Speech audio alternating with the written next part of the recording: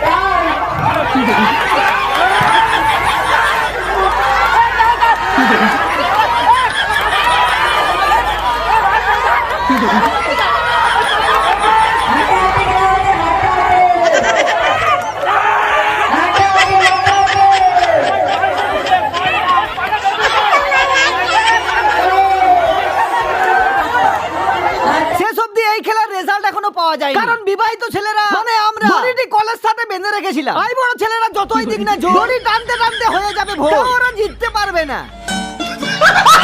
এখন আমরা ঝগড়া করি, তোমরা বরং চ্যানেলটিকে সাবস্ক্রাইব এন্ড ফলো করো। চলো টাটা।